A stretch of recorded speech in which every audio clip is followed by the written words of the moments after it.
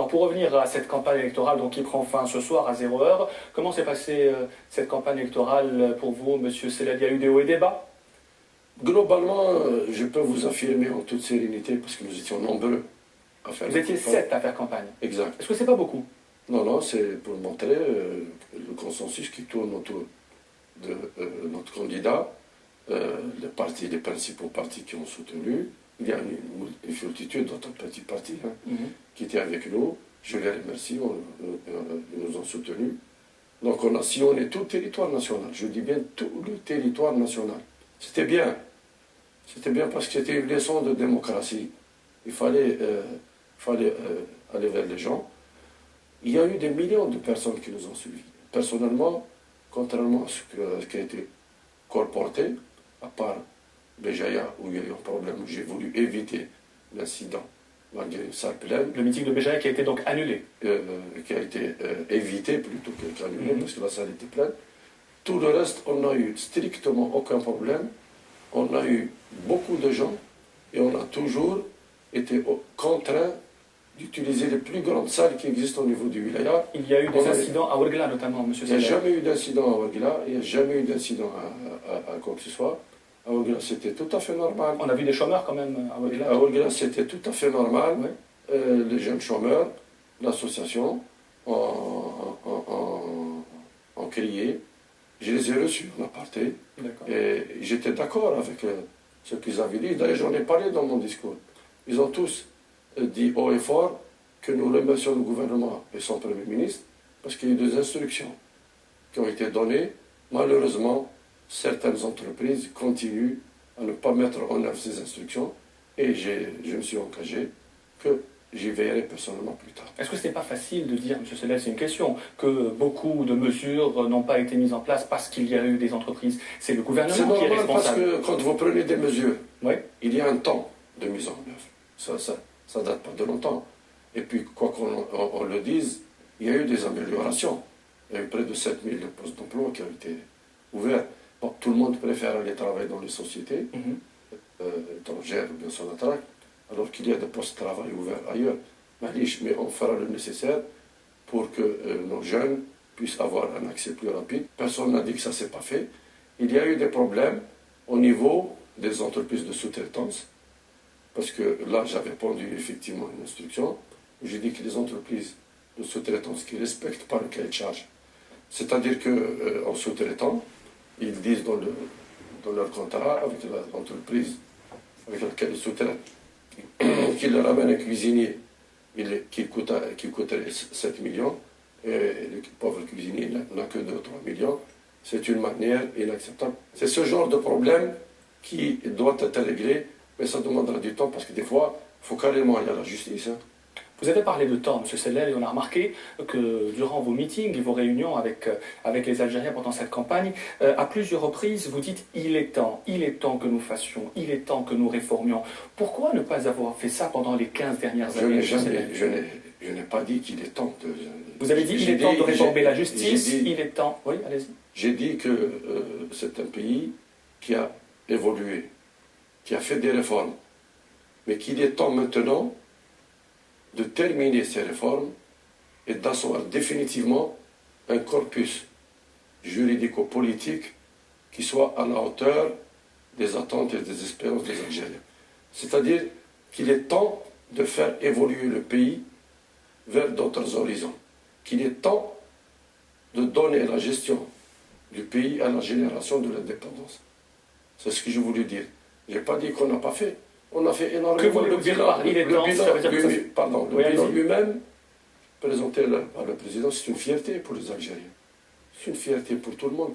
C'est le peuple qui assume le bilan du président Bouteflika. Il faut bien le comprendre. Et pour vous, le peuple l'assume? Bien sûr qu'il l'assume avec fierté. Il l'assume avec fierté. Parce qu'aujourd'hui, beaucoup de choses ont évolué par rapport au début 2000. Rappelez-vous, où est-ce qu'on en était? On était dans un terrorisme sauvage. Il n'y avait pas de sécurité, il n'y avait rien du tout. On ne pouvait pas sortir, on ne pouvait pas bouger. On était un pays totalement endetté, super endetté. On ne pouvait donc, pour avoir un visa, c'était la croix et la bannière. Économiquement, nous étions totalement essoufflé. Aujourd'hui, le résultat, il est là maintenant. C'est un constat. Et ça, ce n'est pas l'œuvre uniquement du président, il a été le chef, le guide. Mais c'est tout le peuple qui a participé c'est le peuple qui assume aujourd'hui le bilan du président. C'est ce qu'il faut comprendre. C'est ce qu'ont compris les gens. C'est le message que nous transmettent les gens quand on se déplace. Parce qu'on a eu une campagne d'une grande élégance.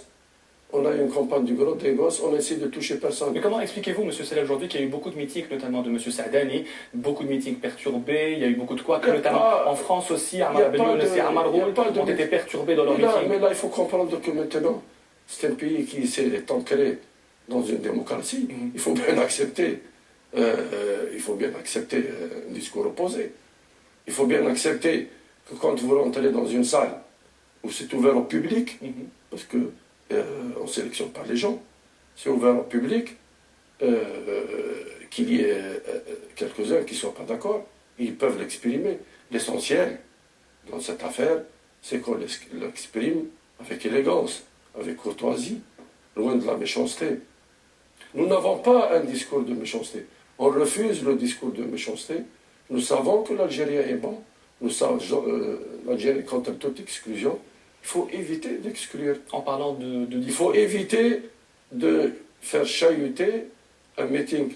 On peut, à l'intérieur, donner un point de vue, mais il faut éviter de faire annuler un meeting. C'est antidémocratique. Surtout que, n'oubliez jamais que cette fois-ci, il y a une grande avancée. Laquelle? Les médias se sont ouverts. C'est la première fois que l'ensemble des messages qui circulent, des messages portés par les candidats ou leurs représentants, sont portés à la connaissance de tout le peuple algérien, grâce aux médias. Et je salue fortement la presse nationale. Il peut y avoir des couacs, mais l'essentiel, c'est d'avoir fait avancer la machine. C'est la première fois aussi que les réseaux sociaux ont joué un rôle éminemment important. Les réseaux sociaux qui ne sont pas très tendres avec vous, ça fait rien. L'essentiel, ils ne sont pas tendres de deux côtés. Les autres ont pris de l'avance, c'est pour ça que peut-être... Mais M. Benyoun a dit il a dit il y a 3 semaines, y compris sur ce même plateau, lorsque nous l'avions reçu, il avait dit qu'il était possible que nous voyions le président de la République pendant cette campagne électorale. La campagne prend fin ce soir, ça ne s'est pas fait, M. Sellal. Ben, on l'a vu à la télévision, c'est déjà... Mais on l'a vu dans son costume de président de la République. Bien sûr qu'il est président de la République, il l'assume. Mais il veut montrer aux Algériens qu'il assume toujours la grandeur de sa mission de président de la République et qu'il assume avec responsabilité.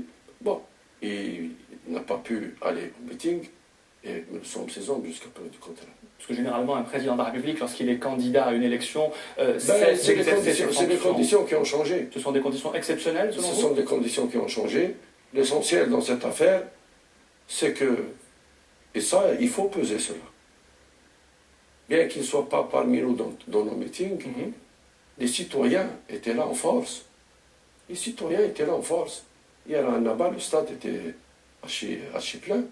Tout à l'heure, à la coupole, c'était de l'archicomble et l'enthousiasme. Et avec un discours net, propre, un discours de fierté qui crée l'espoir chez les Algériens. Les Algériens ont besoin qu'on crée l'espoir chez eux. On n'a pas besoin de désespoir. On veut vivre. C'est ce que demande l'Algérie. Est-ce que l'espoir, ce n'est pas le changement, M. Sellal ? Mais le changement vient... L'espoir amène le changement. C'est ce que j'ai dit tout à l'heure. Et c'est pour quand le changement ? Parce que pour certains, le changement, c'est changer uniquement le Premier ministre, les ministres, etc. C'est pas ça le changement. Et le président aussi. C'est pas ça le changement. Le changement, c'est le changement dans la méthode. C'est le changement dans les objectifs. C'est le changement dans la manière. C'est le changement dans la vision. C'est le changement... Je parle du cadre économique. C'est un pays qui doit absolument changer, évoluer dans le cadre économique. Nous avons toujours vécu avec une mono-exportation, vivre avec la rente pétrolière, depuis quelque temps maintenant. Les choses sont en train d'évoluer. Le changement va s'accélérer, puisque nous avons signé il n'y a pas longtemps un pacte de croissance économique et sociale avec l'ensemble des partenaires sur 5 ans. Le Care Pact a été authentifié par de volontaires, ce qui veut dire que c'est une obligation, c'est-à-dire que maintenant, il faut faire évoluer le pays. Le changement, c'est de ne plus dire entreprise privée et publique, dire entreprise nationale. Le changement, c'est de ne plus avoir, de créer l'espoir. Le changement, c'est que la force revienne dans la loi. Mais le changement, c'est pas le contraire. Le changement... Les hommes doivent faire avancer le changement. Les hommes aussi, je suis d'accord avec vous. Le changement, c'est pas maintenant. Le changement, c'est maintenant. Et il est déjà en route. Monsieur Sellel, nous parlions donc du président de la République qui est sorti de son silence hier en recevant le ministre espagnol des Affaires étrangères. Il avait dénoncé des pratiques inélégantes durant cette campagne électorale. Quelques heures plus tard, votre direction de campagne accuse ouvertement le camp Ali Benflis. Pour vous, les règles de cette campagne n'ont pas été respectées? Globalement, vous savez que dès qu'on avait commencé la campagne électorale, et bien avant, rappelez-vous, quand j'avais réuni nos directeurs de campagne, j'ai insisté sur quelque chose de fondamental, c'est qu'il fallait être élégant dans cette campagne. On est là dans un processus de consolidation de la démocratie en Algérie.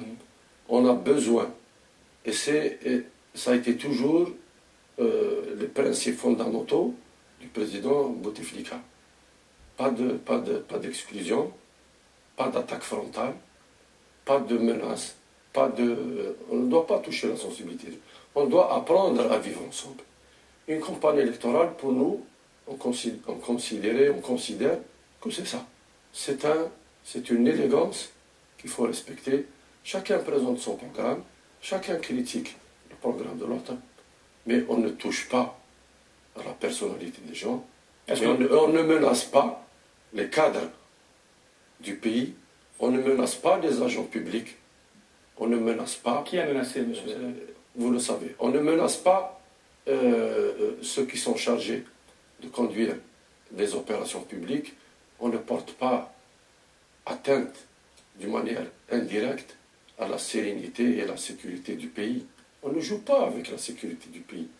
On ne dit pas que si ce n'est pas moi, je l'aurai pas la rue. Ça ne doit plus exister en Algérie. Les Algériens n'acceptent pas ça. Est-ce que vous pensez... N'accepterons jamais cela. Et nous avons tout simplement dit que ce n'est pas notre langage, ce ne sera jamais notre langage, parce que nous considérons que l'Algérie, qui est sortie d'une décennie difficile, qui est sortie de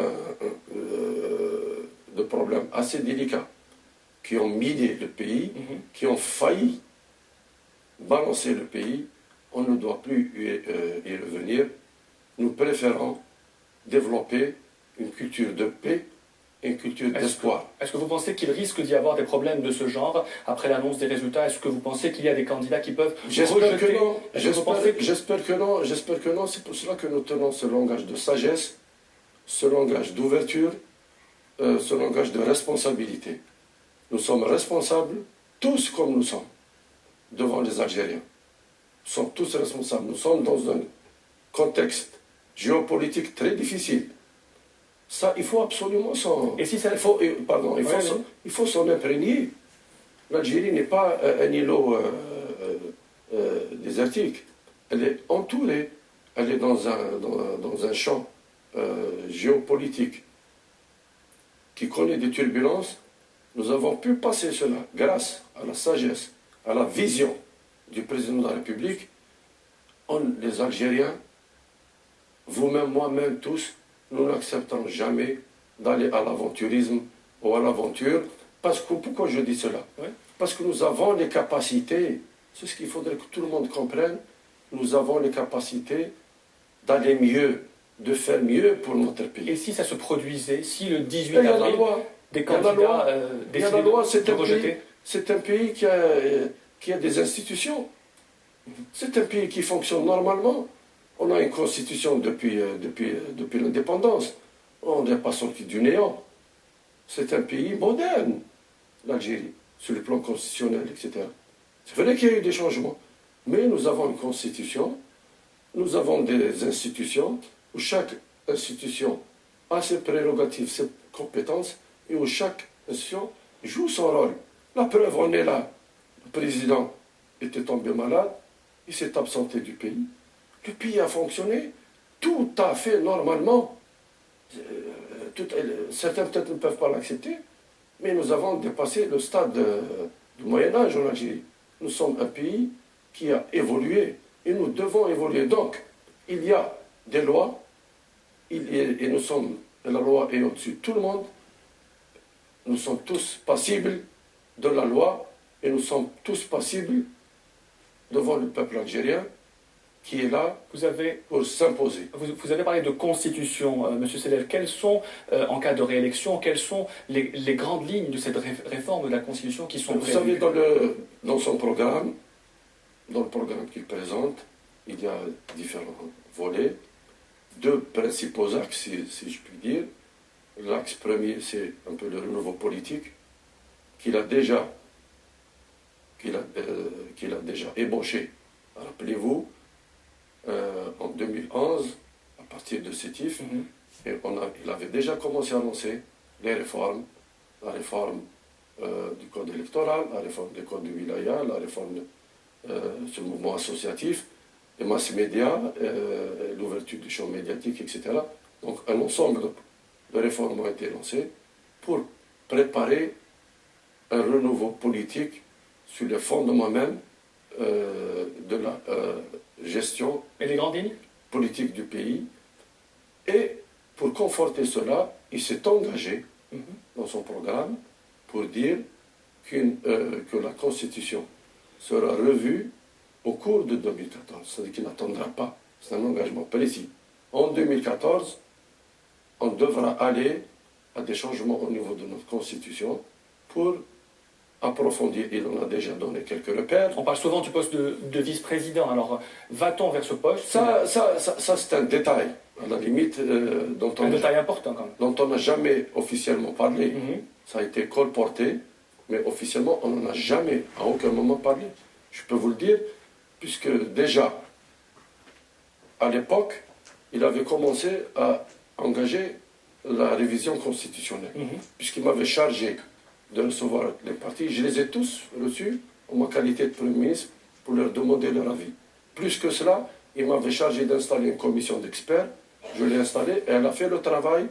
Et le travail a été terminé.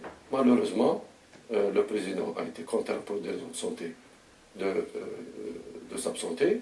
Ce qui fait qu'aujourd'hui, il annonce même quelques grandes lignes de la révision constitutionnelle, notamment en revoyant l'équilibre des institutions, en donnant plus de pouvoir de contrôle au Parlement, de les deux chambres réunies. Est-ce qu'on va vers une limitation des mandats présidentiels ou pas?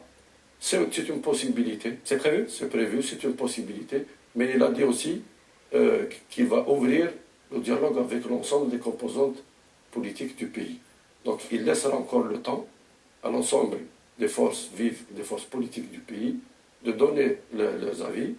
L'essentiel dans cette affaire, c'est qu'il veut aller très loin en matière de droits de l'homme, il veut aller très loin en matière de confortement des libertés individuelles et collectives, il va aller très loin en matière, si vous voulez, d'expression politique, puisque, pour la première fois, il y aura un statut, pour ainsi dire, à l'opposition parlementaire, puisque demain, il pourrait être proposé de permettre aux partis politiques qui sont sont dans l'opposition au niveau de l'Assemblée nationale, de référer au Conseil constitutionnel, de porter les affaires devant le Conseil constitutionnel, ce qui est une avancée extrêmement importante. En parlant des droits de l'homme, M. Sellel, en parlant des droits de l'homme, que prévoit-on dans le programme du candidat Bouteflika en matière de promotion des droits de l'homme, sachant que ces derniers mois, l'Algérie a été critiquée par les organisations internationales, notamment RSF et Amnesty International. Vous savez, ces agences sont connues, je ne veux pas faire un dessin là-dessus. En matière de droits de l'homme, je crois que nous avons signé toutes les conventions internationales qui existent de par le monde, toutes sans exception, soit dans le cas de la corruption, dans le blanchiment, dans les droits de l'homme. L'Algérie n'a jamais failli à ce jour à ses engagements juridiques internationaux. Nous sommes membres de toutes les conventions qui existent. Donc, nous sommes un État avancé dans cette affaire. Il y a le respect des droits de l'homme. Il y a de temps en temps des dépassements. Personne ne peut les nier. Personne ne peut les nier. Mais généralement, ce n'est pas une action politique menée d'une manière volontariste pour porter atteinte à quoi que ce soit.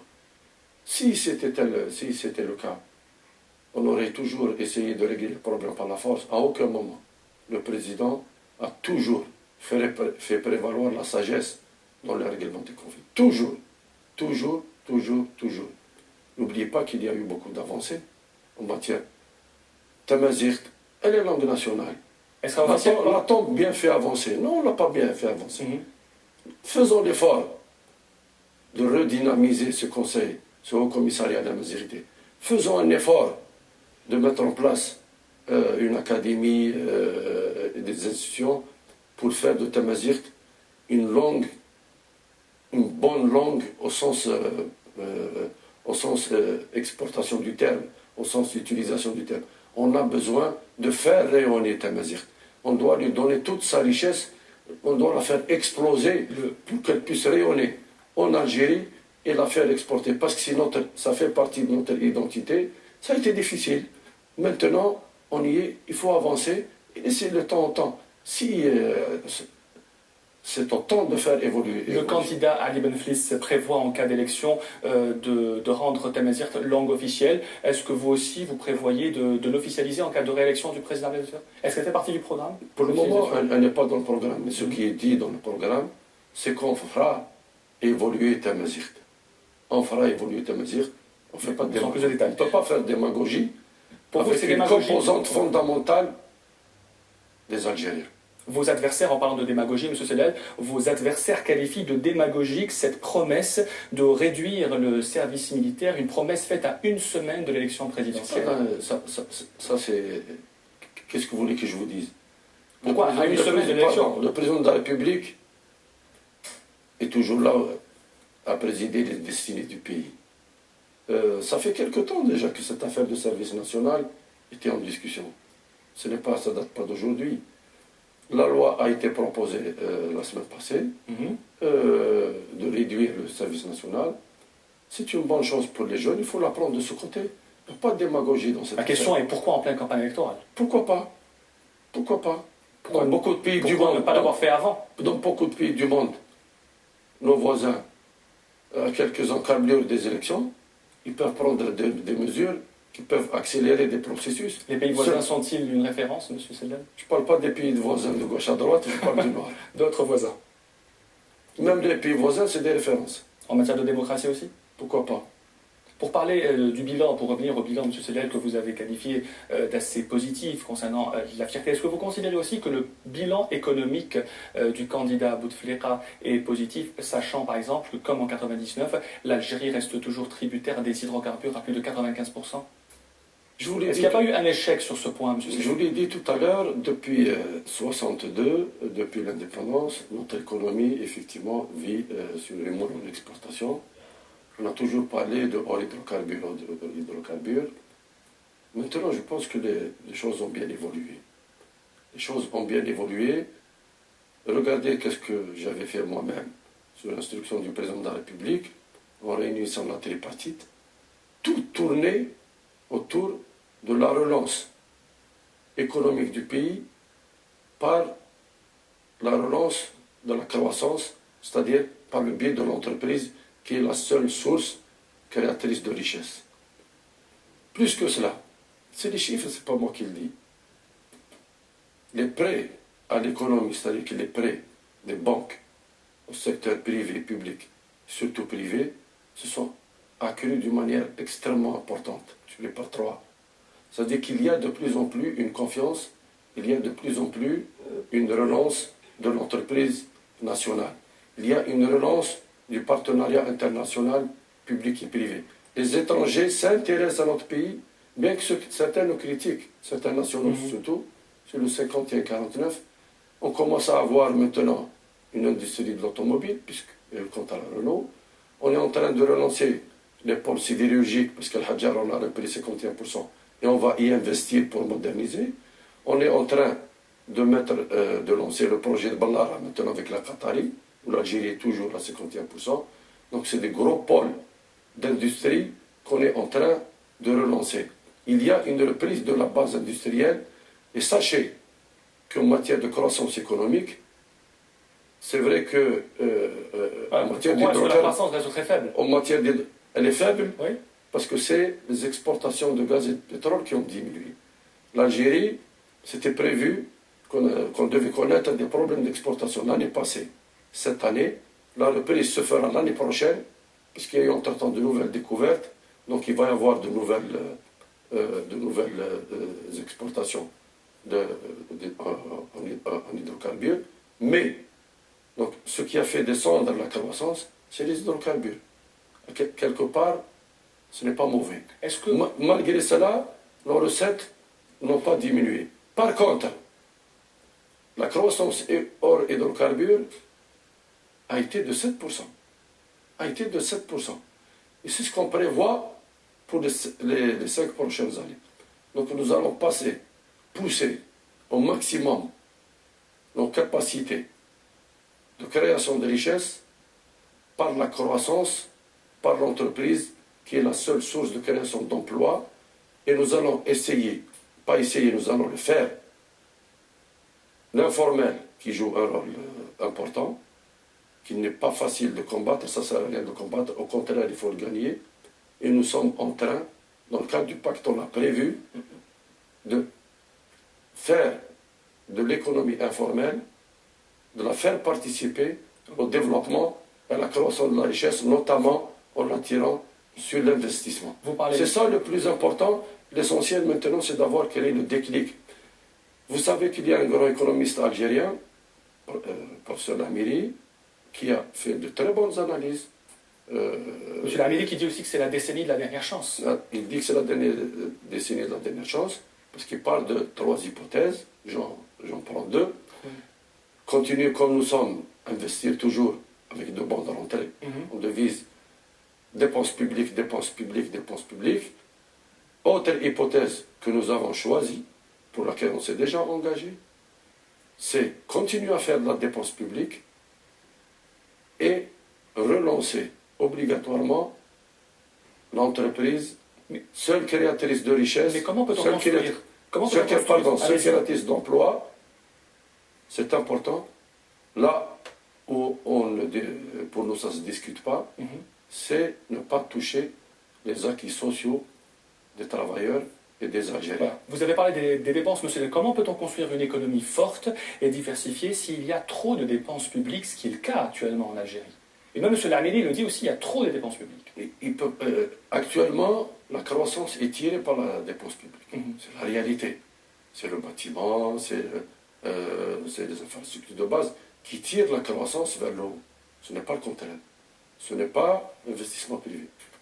Nous allons, avec le temps, remettre de l'équilibre.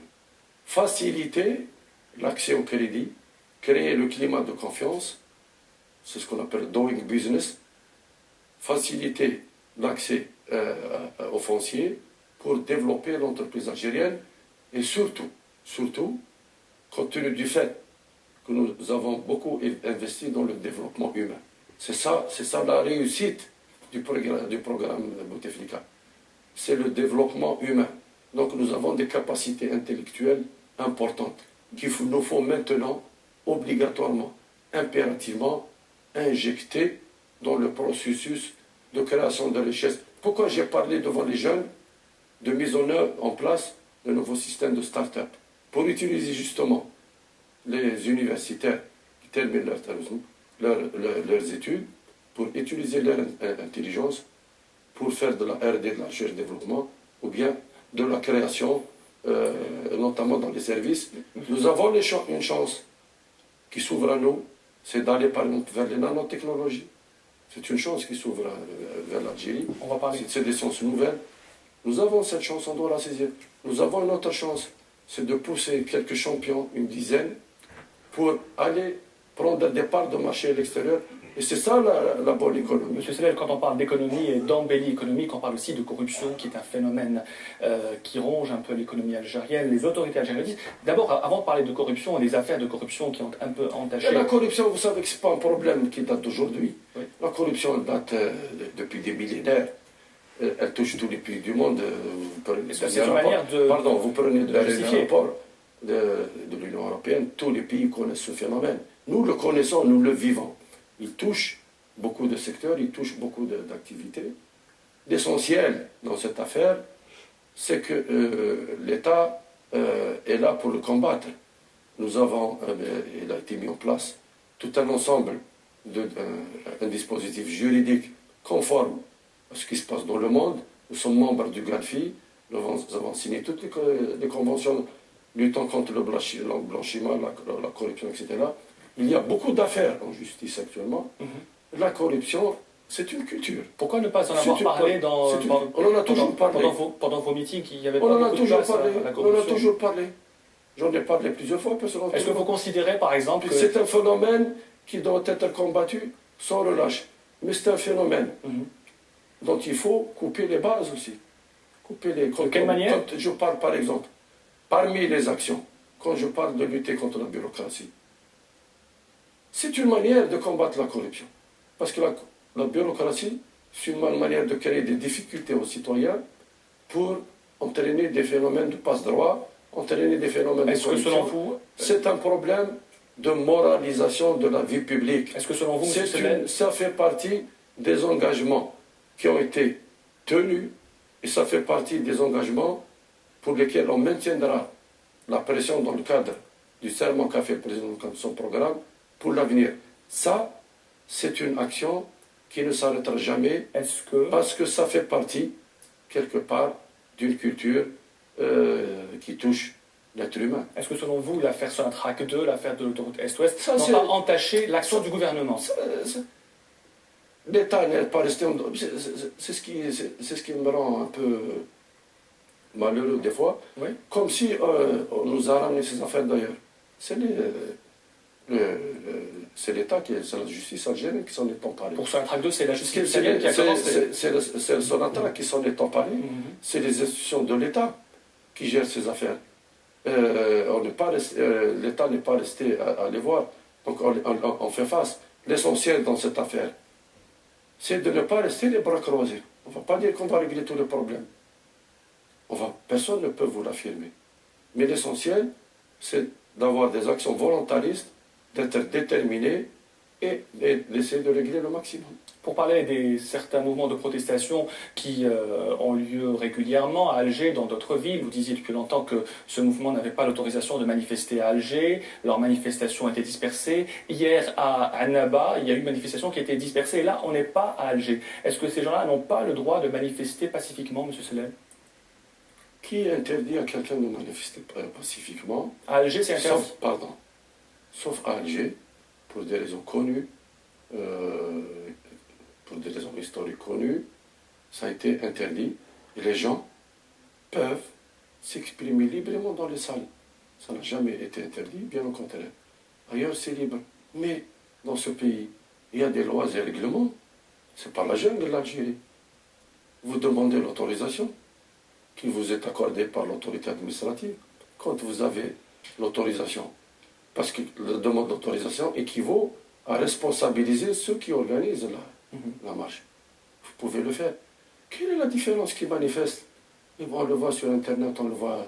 Vous croyez que c'est ça qui fait peur à un État fort et puissant? Construisons le pays a besoin d'être construit, le pays a besoin qu'on donne l'espoir aux jeunes Algériens, le pays n'a plus besoin de désespoir, c'est la priorité du pays.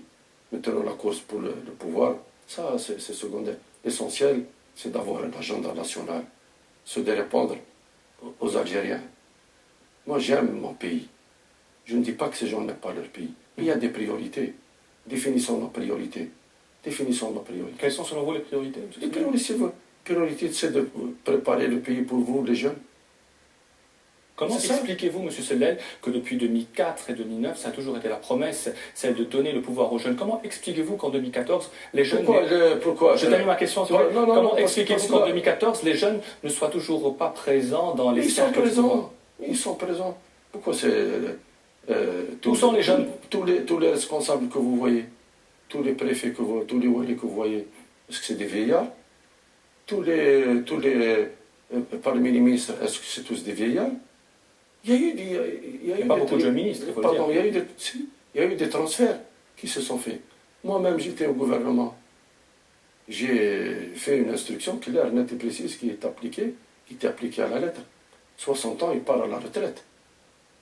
60 ans, beaucoup de cadres sont partis à la retraite, sauf pour ceux dont on a fondamentalement besoin, un professeur de médecine, etc.